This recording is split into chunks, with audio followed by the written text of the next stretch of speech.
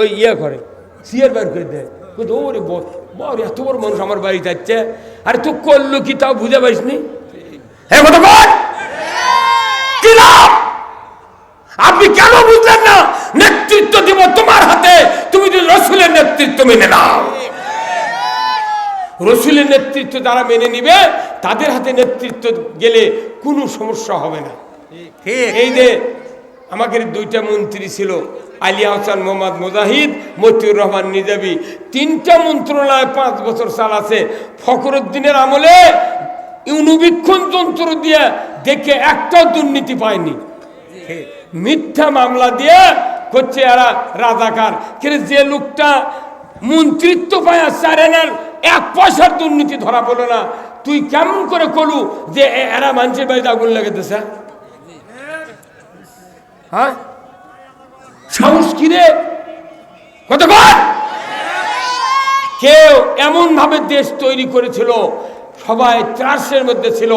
যত কথা কেউ আমরা বলতে পারি নাই, কারণ কি কথা বললেই ধর।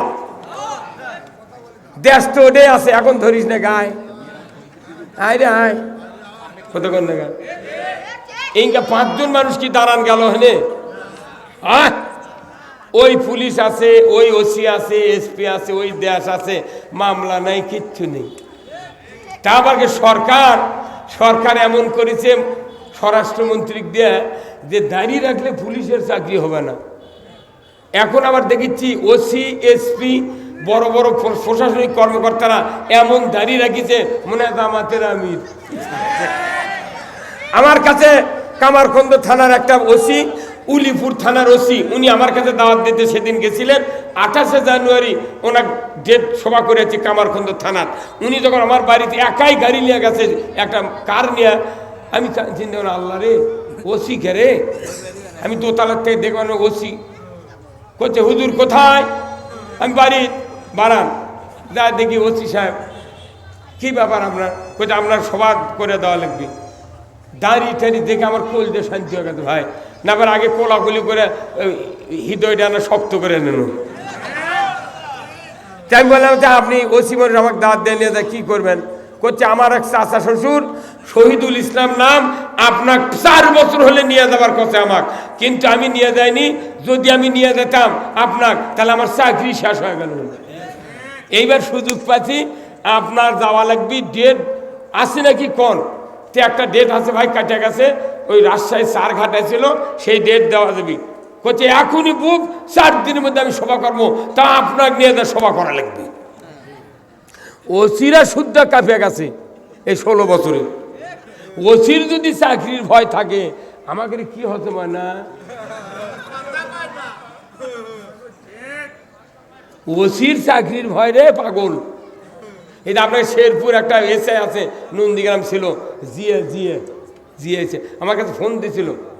তাই আমি বলছি ভাই কোথায় গো? শেরপুর। আচ্ছা ঠিক আছে, দেখা হবে নি। তাহলে পুলিশ প্রশাসনও তারা ভয় করছে যে না, যদি ইসলামিক মন মাইন্ডেডের লোকদের সাথে যদি বেশি কারণ যদি মিল দিই, তাহলে ওরা এসে চাপ দিয়ে আমার চাকরি খাবে। তখন আমি বললাম ভাই ভালোই করছেন, তার চাকরিটা টিকে থাক, আমাকে উপর মই ডলা যায় যা। আহারে পিএইচডি করা লোক ওসি এসপি হচ্ছে, বড় বড় অফিসার আছে, টিওন আছে, এসিলেন আছে। সেগুলো কি জমি খারিদের সময় যখন এসিলেন অফিসে যায়, কাগজ টাগজ দেখে ওই সার্ভেয়ার আছে, কি যেন বুদ্ধি দেয়, এসিলেন আর সই করে না, মিছেই সই করে না। কি ডাকাতি কাম রে বা! জনগণ জমি কিনেছে, তুই এনে দলিল দিয়ে রেকর্ড করে দেবো, খারিজ করে দেবো। তারই জন্যে সার্ভেয়ার ওই আমার বাড়ির খবর জানে না, জমির খবর জানে না। কি কয় এসিলেন কানে কানে কয় না, এটা আর আবার দেখা লাগবে কাগজপাতি, ই জমি কোনটি থেকে পালো ওটা নিয়ে আসো। হ্যাঁ, তার কোথাও তার শান্তি আছেন না। আর এখন খালি মরমরকে করছে, সার লিয়ে যান। সকল সেক্টরে প্রভাব খাটিয়ে জনগণের অকল্যাণকর একটা রাষ্ট্র কায়েম করা হয়েছিল। আমরা কল্যাণকর রাষ্ট্র কায়েম করতে চাই। এই রাষ্ট্র কায়েম হলে কোনো পক্ষপাতিত্ব হবে না। এই রাষ্ট্রের বক্তৃতা খুতবাত হয়, সানি খুতবার সর্বশেষে একটা এই বক্তৃতা হয় কল্যাণ রাষ্ট্রের বক্তৃতা। সেটা আমি আপনাদেরকে এখন শোনাবো। কোরআন শরীফের একটা আয়াত, সূরা নহলের 90 নম্বর আয়াত, জোরে করে আল্লাহু আকবার। সানি খুতবাতে তেলাওয়াত করে প্রতিদিন শুক্রবারে মসজিদের ইমাম। ইন্নাল্লাহা ইয়া'মুরু বিল আদলি ওয়াল ইহসান ওয়া ইতা'i যিল কুরবা ওয়া ইয়ানহা আনিল ফাহশাই ওয়াল মুনকারি ওয়াল বাগই ইয়া'যুকুম লাআল্লাকুম তাযাক্কারুন। শোনেন ভাই, এটা প্রতিদিন শোনেন, কিন্তু ইমাম অর্থ কয় না। আমাদের দেশের 12 আনা ইমাম আরবির অর্থ বানানা দেখে তারপর কমিটির লোক মোতাল্লি মুক্তাদি কয় এরা আল্লাহর ওলি, কি মোত্তাকি মানুষ। আর আমরা আরবির অর্থকে বুঝাই দিতে কয় এরা রাজাকার জঙ্গি। মসজিদে 3টা বক্তব্য হয়, এর উপর রাজনৈতিক বক্তব্য পৃথিবীর কোথাও কোনো বক্তা দেয় না। মসজিদে প্রতি শুক্রবারে সানি খুতবার 3টা বক্তব্য।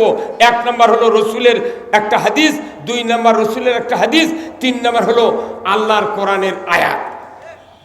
এত দামি বক্তব্য, এই 3টা বক্তব্য মানুষকে বুঝে দেওয়া হতো, ওই আমার বয়তুল মোকাররমের ইমাম বলে দেওয়া লাগতো না। ভাইরা আমার, ইন্নাল্লাহা ইয়া'মুরু বিল আদলি ওয়াল ইহসান, নিশ্চয় আমি আল্লাহ আদেশ দিচ্ছি, হুকুম দিচ্ছি, আইন জারি করছি। ও দুনিয়ার মানুষ, আদলি, আদল শব্দের অর্থ হলো ন্যায় বিচার, জাস্টিস। তুমি ন্যায় বিচার কায়েম করো। ইন্নাল্লাহা ইয়া'মুরু বিল আদলি ওয়াল ইহসান, ইহসান শব্দের অর্থ হলো সমান সমান, মধ্যম পন্থা। কোন রকমের অবিচার হবে না, কারোর উপর পক্ষপাতিত্ব হবে না। ন্যায় বিচার কায়েম করো। বলুন তো, ন্যায় বিচার কি বাড়িতে কায়েম হবে না? সন্তান 1 বিঘা জমি পাবে, মেয়ে পাবে কতখানি? 10 কাঠা। সন্তান 1 বিঘা, মেয়ে 10 কাঠা। যদি ভাই বা বাবা যদি মেয়ে সন্তানকে যদি ফাঁকি দেয়, 10 কাঠার জায়গা যদি 5 কাঠা দেয়, ওই বাবা আদল থেকে দূরে সরে গেল। আমার নবী বলেছেন, মান কাতা মেরা সাহু কাতা আল্লাহু আব্দি, যে ব্যক্তি অংশীদারিত্ব থেকে কাউকে ছাড় দিল, বাদ দিল, কাট দিল, আমি নবী বলে দিচ্ছি বান্দার তালিকার থেকে তার নামটা আল্লাহ কেটে দিল। বুনক ফাঁকি দিচ্ছে, মেয়ে ফাঁকি দিয়ে বেটার জন্য বাড়ি করিচ্ছে, বাসা করিচ্ছে, জমি কিনিচ্ছে, সব করিচ্ছে। বিটির কাছে গেলি মাথা খারাপ। ই যদি হজরে আসওয়াদ পাথর গিলেও খায়, কত কোনো লাভ হবে না। কারণ খুতবাত বলা হচ্ছে, খুতবাত যদি এই আদল শব্দের অর্থ ইমাম আমরা আসল ব্যাখ্যা করতাম, একটা মুসল্লি, একটা মুক্তাদি তার সন্তানদেরকে, কন্যাদেরকে ফাঁকি দিতে পারত না। আদলি ওয়াল ইহসান, এটা 2টা কারবার। একটা হলো ন্যায় বিচার, আর একটা হলো ইনসাফ ভিত্তিক সমাজ কায়েম করতে হবে। ন্যায় বিচার যদি সমাজে থাকতো, ব্যক্তি বাড়ির থেকে শুরু করে পরিবার থেকে কোর্ট, সুপ্রিম কোর্ট পর্যন্ত যদি ন্যায় বিচার থাকতো, জামাতের একটা লোক ফাঁসি দিতে পারত না। টাকা দিয়ে সাক্ষী নিয়ে আসে, সাক্ষী দেওয়াচ্ছে, সেই সাক্ষী ধরে লেদা ভারত থুয়েছে। এই কথা বল না। মুই আবার 6 দিন মাটি হচ্ছে, সেই দিন আবার জানাজা দেয়া করছে যে আমি আছি সুগুরঞ্জন বালি। না, আপনি মনে করেন না এই আদলের কি দাম? আল্লাহ রসুল বলছেন যে ন্যায়পরায়ণ শাসক কিয়ামতের দিন আরশের নিচে জায়গা পাবে। শুধু শাসক নয়, 7 প্রকার ব্যক্তি আরশের নিচে জায়গা পাবে। তার 1 নম্বর হলো আল ইমামু আদিলুন, ন্যায়পরায়ণ বাদশা।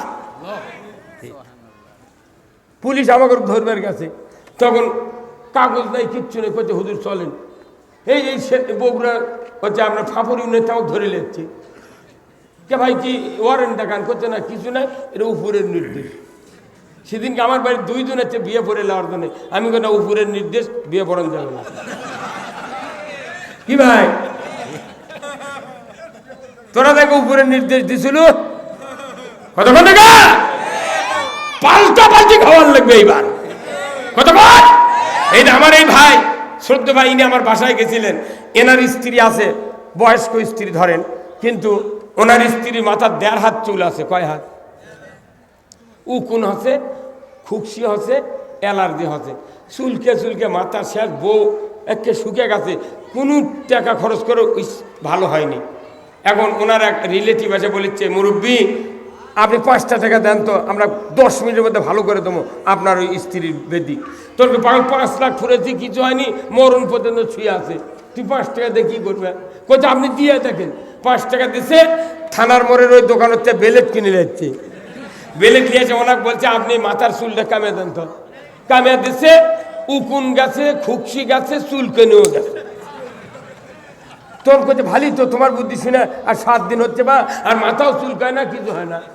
তখন ওই আত্মীয় বলেছে আপনি তো আরো 6 মাস আগে মাথা কামে দিলেন নি, একদিন 1.5 হাত চুল বড় হলো নি। তো এটা মাথার যদি এই ব্যারাম হয়, তাহলে আর ওষুধ কি? Belt, belt. আর ওষুধ কি? তার বাংলাদেশের একটা মাথা